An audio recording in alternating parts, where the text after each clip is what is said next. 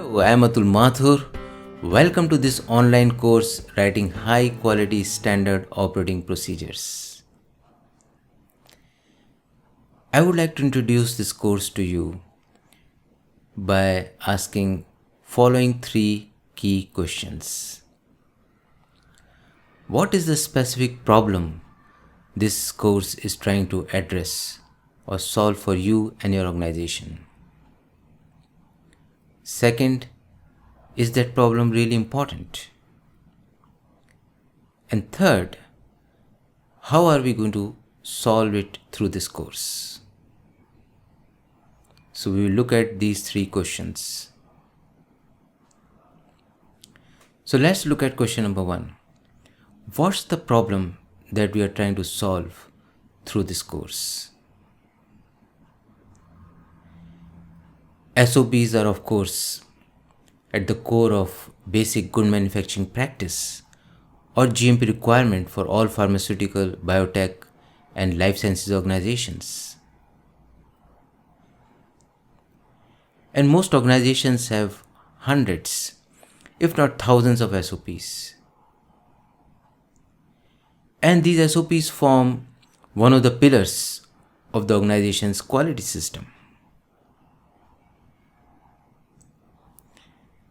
But paradoxically, many times, SOPs themselves lack quality. Yes, the very document that is supposed to drive quality itself suffers from quality problems. So what kind of quality problems?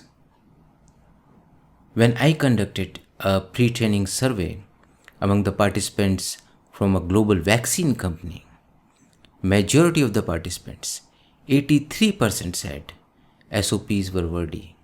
They had too much text. 67% said SOPs were complicated, difficult to understand. And 50% said SOPs were too long. Similar results were captured in another pre-training survey among the participants from the leading pharmaceutical companies in Singapore. 82% said SOPs had too much text. 59% said SOPs were complicated and too long. And 47% said the language used was not correct. And the story is no different when I conducted a similar survey for a laboratory at Singapore.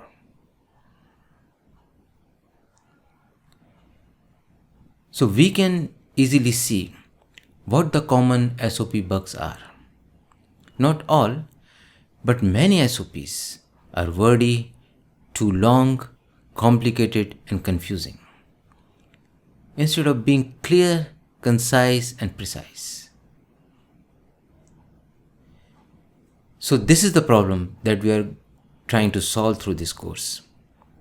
Pharmaceutical, biotech, and life sciences organizations depend heavily on SOPs to pursue excellence in the quality of their products and services.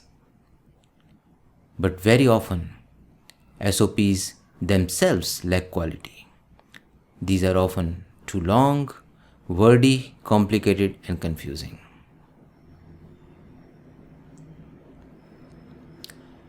So the next question is this problem important? Why should an organization pay attention to the quality of its SOPs?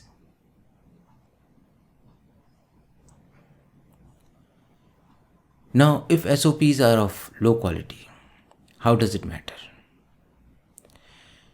To answer this question, we need to take a quick glance at the tragic history of GMP.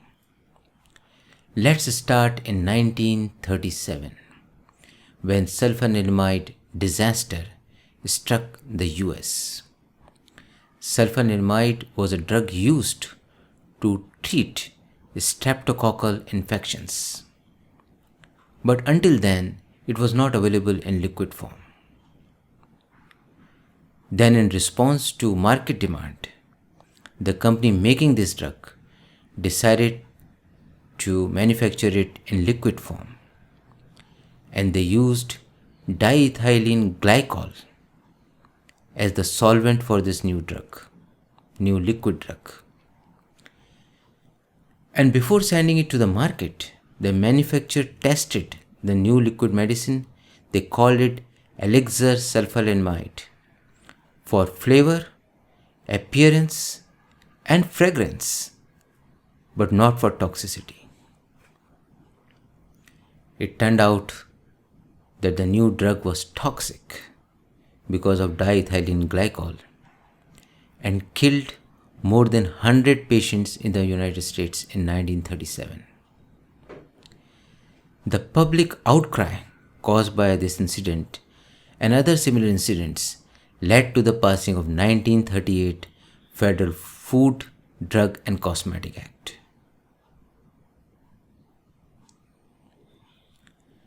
A similar tragedy happened in Europe in 1960. The drug thalidomide was originally prescribed as a tranquilizer for countering sleeplessness in post-war US and Europe. But the doctors started prescribing it for an off-the-label purpose, and that was for alleviating morning sickness in pregnant women. And that's where the tragedy struck. As it was unsafe for the pregnant woman, many children born to these women were left with shorter or absence of limbs. This tragedy led to the first GMP regulations in the US in 1963. So it is the series of human tragedies like sulfonamide and thalidomide disasters that progressively led to the Good Manufacturing Practice, or GMP as we know it today. In 1978, GMP regulations became a law in the US.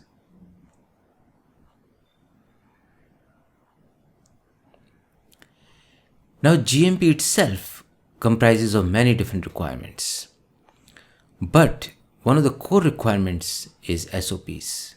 Organizations must have written procedures for key processes to ensure the quality and safety of their products and services. Now, if you are someone who writes SOPs or deals with SOPs and can connect the dots between SOPs and GMP and its tragic history, you can probably appreciate why the quality of SOPs matter. If the SOPs are of low quality, long, wordy, complicated, unclear, it leads to confusion and frustration among users. It creates inconsistencies in operations and non-compliances. And this in turn leads to quality and safety risks, near misses, audit observations, and maybe frauds too. From the point of view of cost alone, just think of the man hours spent on CAPAs, corrective and preventive actions, arising from low quality SOPs in the pharmaceutical and biotech companies.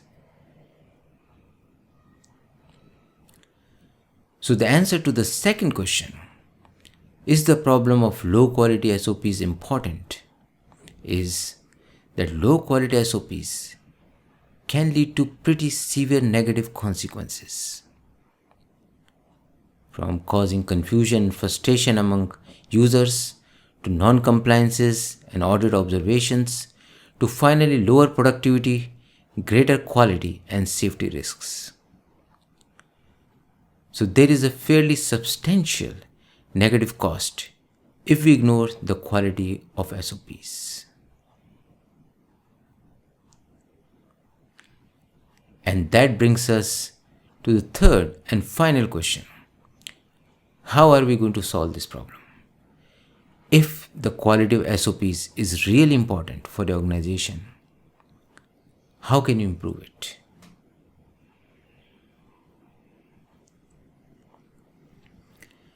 The solution lies in recognizing and filling a skills gap.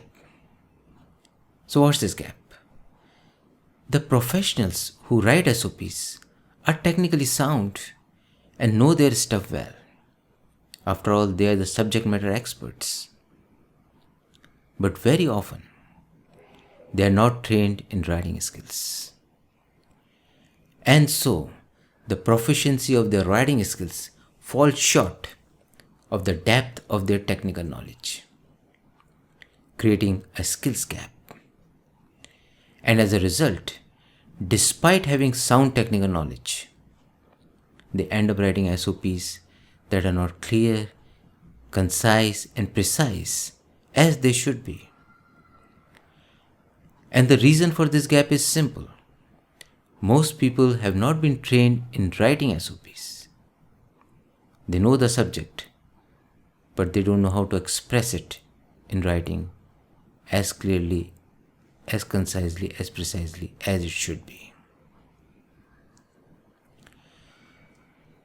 So the answer to the third question, how can one solve the problem of low quality SOPs, is clear. To write high quality SOPs, we need to fill the skills gap, the gap between the subject matter knowledge professionals already have and their writing skills. And that's precisely the objective of this course. The bottom line is this. After completing this course, you will know how to write clear, concise, correct, and compliant SOPs. That's our ultimate objective. So let's look at what this course contains and how it aims to fill this skills gap. Let me share with you first the learning objectives of this course. Second, the course outline. And third, the course materials. So there are 4 learning objectives of this course. It is important to understand what do we mean when we say high quality SOPs. So the first learning objective is to define high quality SOPs. Second learning objective is to create the right content structure of SOPs and also learn how to systematically write individual sections of an SOP like purpose, scope, responsibilities, instructions, calculations, etc. The third learning objective is to learn how to follow a systematic process for writing SOPs. And finally, the fourth learning objective is to learn and apply the best writing practices. So these are the 4 key learning objectives. Let's look at the course outline, which closely aligns with the learning objectives. This whole course is divided into 5 sections besides this introduction. Section 1 covers defining the high quality SOPs. Section 2 shows you how to create the right content structure for the SOPs and write the individual sections of an SOP. Section 3 shares the right process for creating high quality SOPs. Section 4 covers the best writing practices that you can straightaway apply to your SOPs. Section 4 in turn has 4 parts. Part 1 covers 7 best writing practices. Part 2 covers 8 finer writing details. Part 3 covers formatting of SOPs. And finally, Part 4 covers a very powerful strategy for reviewing and revising SOPs and raising their quality. And finally, Section 5 provides you additional resources on SOP writing.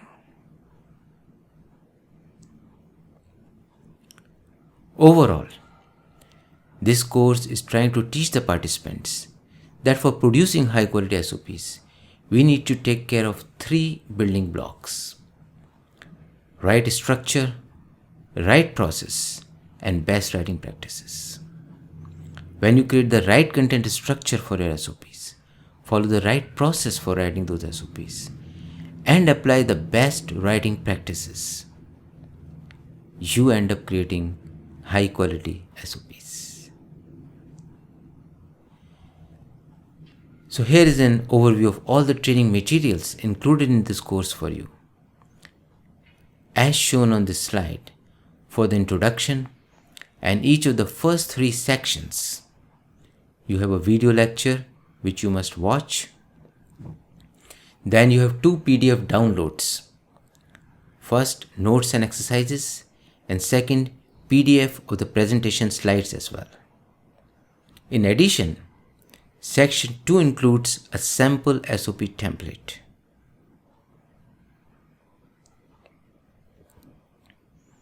Section 4, applying best writing practices, is in 4 parts. Again, each part includes a video lecture and PDFs of notes and exercises and the slides.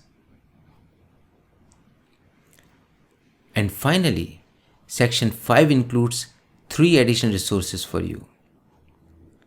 Number 1, WHO Guide on GMP. It includes sample SOPs. An excellent article titled Art of Writing and Implementing SOPs. And third, web resources on SOP writing.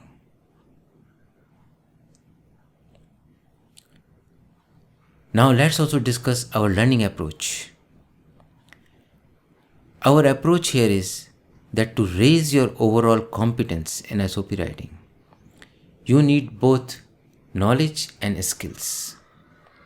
You will acquire the knowledge by watching lectures and reading the handouts.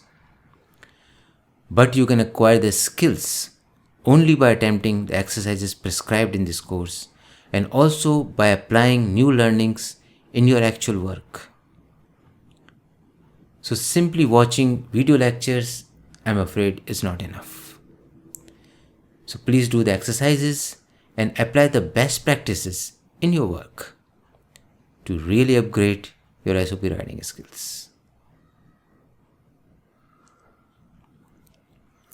One excellent step that I would strongly recommend is to keep 2 or 3 existing SOPs with you as specimens while going through this course.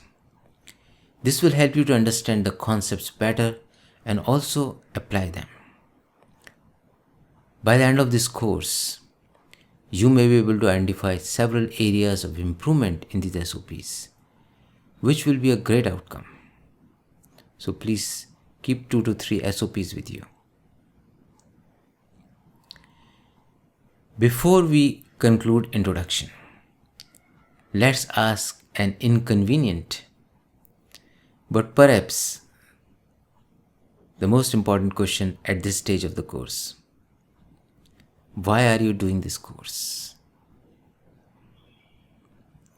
If you have a strong why, you will surely succeed in getting the best out of this course. I would request you to pause here and answer the following 2 questions in the PDF handout titled Introduction, Notes and Exercises that you need to download if you have not done it so far. The first question is how the upgrading of your SOP writing skills will help you to do a better job for your department and your organization. And the second question is, personally, how upgrading of your SOP writing skills will help you in your career journey. So please answer these 2 questions and then proceed with the course. Finally, before we conclude, a little bit about myself. I am the author of the book Writing High Quality Standard Operating Procedures, which was published in 2017. I'm basically an engineer with over 25 years of experience, and my experience is mostly in doing projects for the pharmaceutical industry. I'm also a certified trainer with over 10 years of experience in training. And finally, I'm a technical writer who has written a range of technical documents like guidebooks, case studies, technical reports, specifications, and of course, procedures. I've also authored 2 books. I have conducted live workshops on this subject for the participants from the leading pharmaceutical and biotech companies, hospitals, laboratories, and also ISPE. And now it is really my pleasure to bring this course to you. To conclude, let's recap. We began this introduction by asking ourselves 3 key questions. What's the specific problem this course is trying to solve for you? And this problem is that pharmaceutical, biotech, and life sciences organizations depend heavily on SOPs to pursue excellence in the quality of their products and services. But very often, SOPs themselves lack quality. These documents are often too long, wordy, complicated, and confusing. And then we asked, why is this problem important? And we briefly covered the tragic history of GMP and saw that low quality SOPs can lead to pretty negative consequences in terms of productivity, quality, and safety risks for an organization. And finally, we asked, how are we going to solve this problem of low quality SOPs? And the solution lies in filling the skills gap between the subject matter knowledge and the ability to express that knowledge in a clear and concise manner.